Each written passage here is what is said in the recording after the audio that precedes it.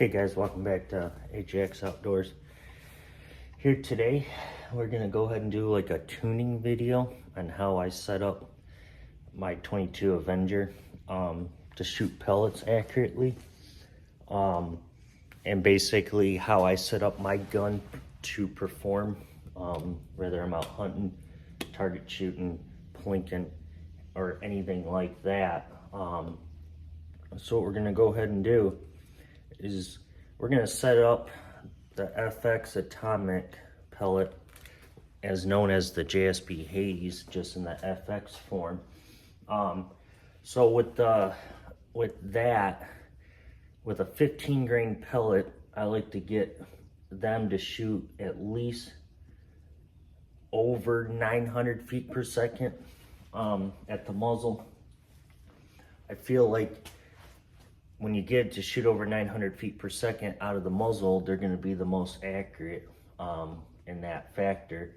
So what we'll go ahead and do is we'll do some chrono speeds, and then from there we'll go ahead and shoot a group for you guys and just see, you know, we'll see if I can get them to tuned up kind of high. I want to be over at least 900. And if we can get them up above that, then they're going to perform really well. The chronograph I'm going to be using is the FX wireless chronograph. I love this thing. It's perfect for just slap on the gun real quick and just, you know, use it over the old-fashioned stand tripod chronograph. So anyways guys, I'm going to go ahead and put a target up out there, and then we'll throw you guys on the side shot after we get the chrono speeds done, and then we'll go ahead and shoot a 5-shot group for you guys, so stay tuned. Okay, here we go guys. So the first tool you'll need to have handy is obviously a chronograph. That's the only way you'll be able to tell your speeds, and you can't guess. You know, you could say, well, you know, I watched this guy use YouTube channel, and he was 3 turns in on the hammer spring in 2100 reg, and he's getting, you know, 950 feet per second. But you got to think that that's this guy at his climate and his state, you know, so you can't really just go off of someone else's video. So that's why if you're gonna do something like this, you got to have a chronograph. I'm not selling the FX brand one, but the old-fashioned tripod chronographs work just as good. So what we're gonna go ahead and do is we go ahead and shoot as many shots as we have in this mag. Right now my reg pressure is starting out, we're at 2100 reg, and right now we are at 1 turn in on the hammer spring from all the way backed out, or all the way out, and then 1 full turn in on it. So let's go ahead and get some chrono readings here. 960. 960, wow. 963. 963. 970. 970. 958.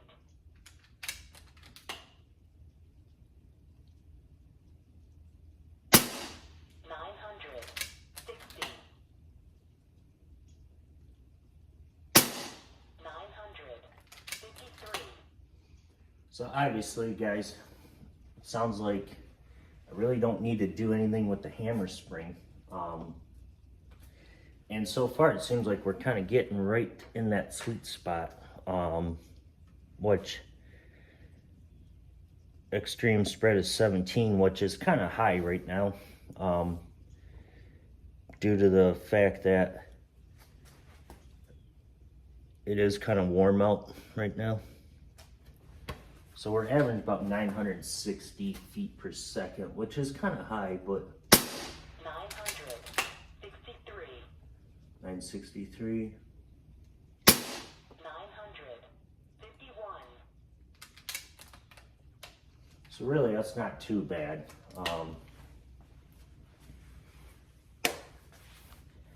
Let's see what our standard deviation is on this one. 6 feet per second change. Extreme spread at 19. So we took 8 shots. Wasn't a full mag. Took 8 shots and all 8 were within. We had a high of 970, a low of 950, and an average of 960. Now that's kind of hot for a 15.89, but like I was saying, guys, I want my 15 grain pellet to shoot above 930 roughly. I want it above 900, but I kind of want it higher than 930 due to the fact that, you know, I feel like it's more accurate with the atomics, and when they hit stuff, they do a lot of damage. So we're gonna go ahead and throw you guys on the side shot and go ahead and shoot a 5-shot group real quick for you guys, and we'll go from there. Okay, here we go, guys.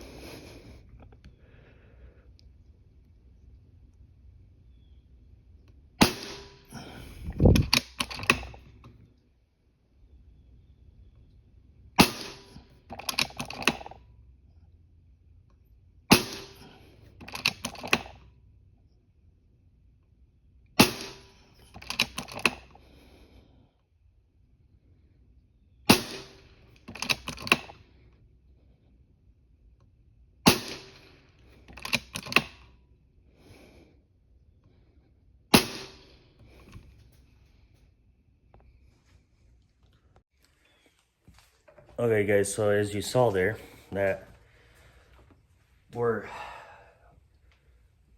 did the crown test. We got the pellet to shoot above 930. Once again, I want the 15 grain projectile to shoot above 900 and definitely above 930 at the muzzle. And as you can see, we tuned it for the speed. Got the speed there that we want, and the accuracy is where it comes into. And as you guys saw in the side shot there, I had one that I just barely pulled, or 2 of them that I pulled on accident, but the remaining of them went in there. So put your thumb over it, and that's how I tune my guns.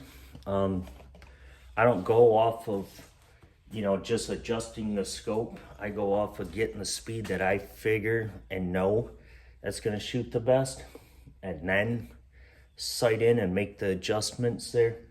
But with that being said, guys, I ended up shooting a squirrel a couple nights ago. Recovered a pellet, recovered the atomics out of him. I hit him behind the front shoulder, and he was kind of angling towards me. Well, I hit him in the right hand, or the right side of the shoulder blade, just behind there, and it actually came through, went through his whole body because he was facing kind of at me on an angle, and the pellet was actually lodged into his hind leg. And this is what the atomics look like when they hit a squirrel or a bird. So I was lucky enough to recover that pellet. No side shot footage on that one. I had issues with my side shot. The lens inside the side shot broke, popped out. So I had to take it apart, fix it myself. Now it seems like it's working. So anyways, guys, that's how I tune my gun. Now you go up to 18 grain or you go to slugs. Slugs are a whole different tune. Pellets, you know, depending on what speeds you want to shoot them at. We're still producing over 30 foot-pounds at the muzzle. That squirrel didn't even know what hit him.